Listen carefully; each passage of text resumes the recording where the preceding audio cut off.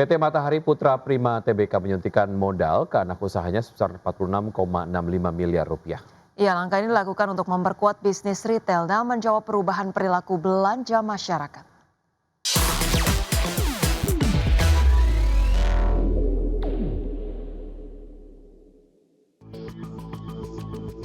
PT Matahari Putra Prima Tbk menyuntikkan penyertaan modal ke anak usaha PT Super Ekonomi Retalindo atau SER sebanyak 46.650 saham dengan nilai 46,65 miliar rupiah.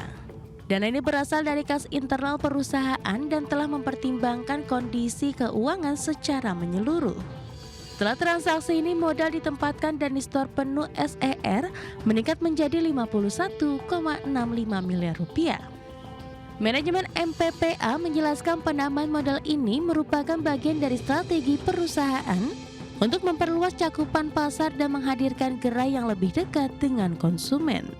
Langkah ini sejalan dengan perubahan pola belanja masyarakat yang kini lebih sering berbelanja dalam waktu singkat dengan nilai transaksi yang lebih kecil. Segmen konsumen berorientasi harga juga terus meningkat.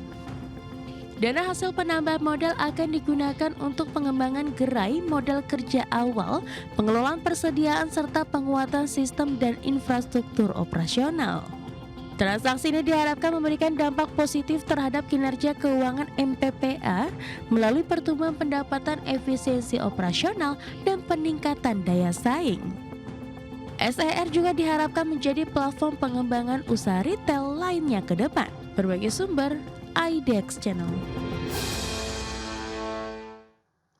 Ya, pemirsa, emiten pengembang properti PT Intiland Development Tbk terus memperkuat portofolio di pasar Surabaya dengan meluncurkan tipe hunian premium terbaru di kawasan Geraha Natura menyasar end user kelas atas dengan memanfaatkan momentum proyeksi adanya pertumbuhan permintaan rumah pada tahun ini.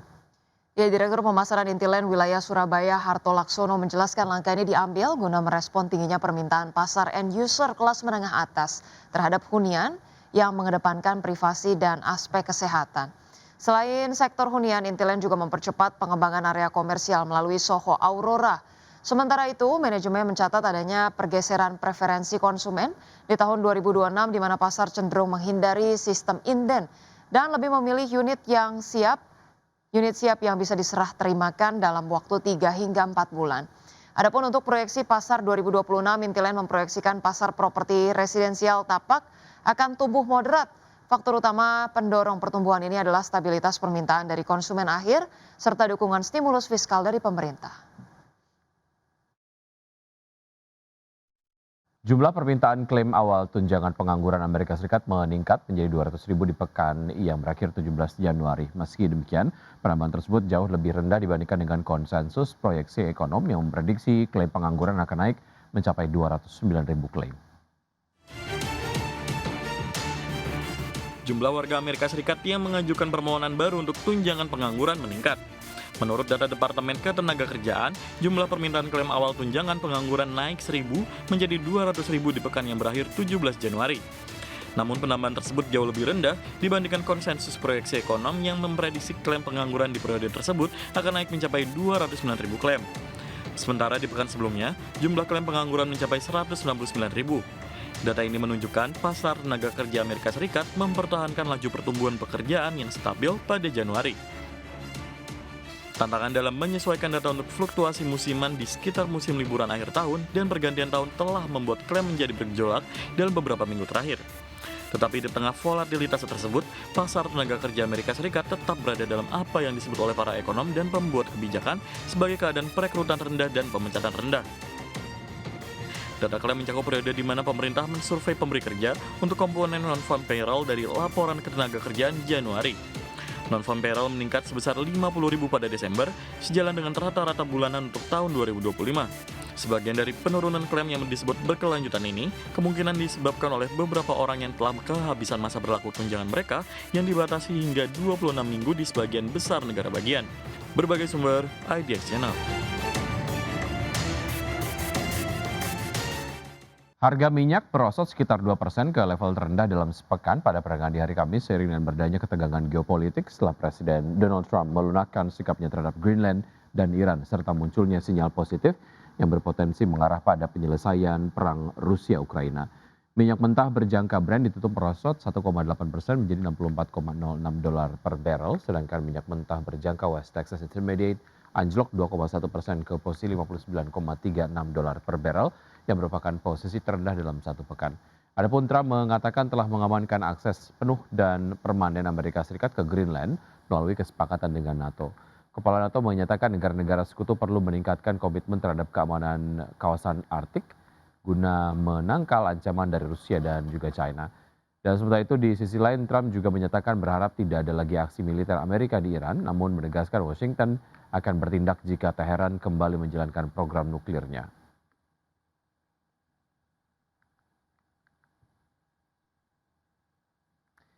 Selanjutnya, pemirsa, dari bursa global, bursa ekuitas Wall Street berakhir di area positif pada perdagangan di hari Kamis, mencatat kenaikan untuk hari kedua berturut-turut, seiring investor kembali memborong saham setelah Presiden Donald Trump menarik ancaman tarif terhadap sekutu Eropa. Sentimen pasar juga didukung data ekonomi yang menegaskan ketahanan perekonomian Amerika Serikat.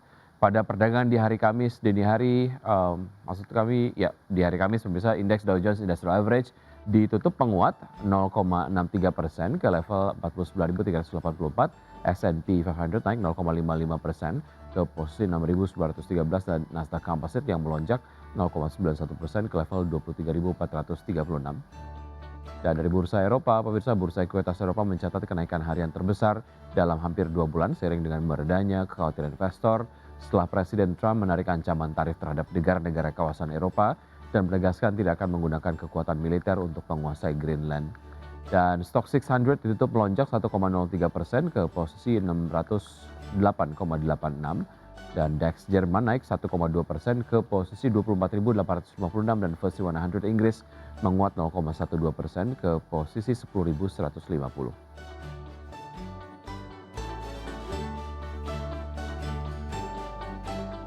PT Metropolitan Land Tbk membidik peningkatan marketing sales di tahun 2026 baik dari sisi pre-sales maupun recurring income. Optimisme perseroan tersebut sejalan dengan strategi pengembangan produk serta dukungan kebijakan makro yang relatif kondusif.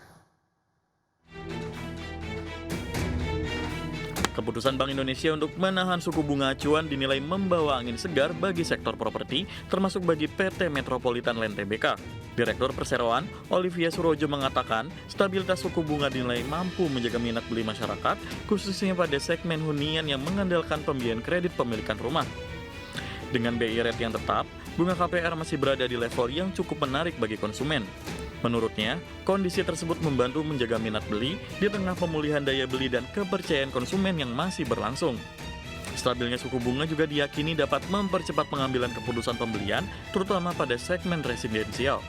Ditambah dengan adanya insentif PPN DTP, peluang terjadinya transaksi di pasar properti dinilai semakin terbuka. Meski demikian, perseroan tetap menerapkan strategi penjualan yang selektif dengan menghadirkan produk-produk yang sesuai kebutuhan pasar. Perseroan secara khusus menyasar segmen first home buyer yang dinilai masih memiliki potensi permintaan yang cukup besar.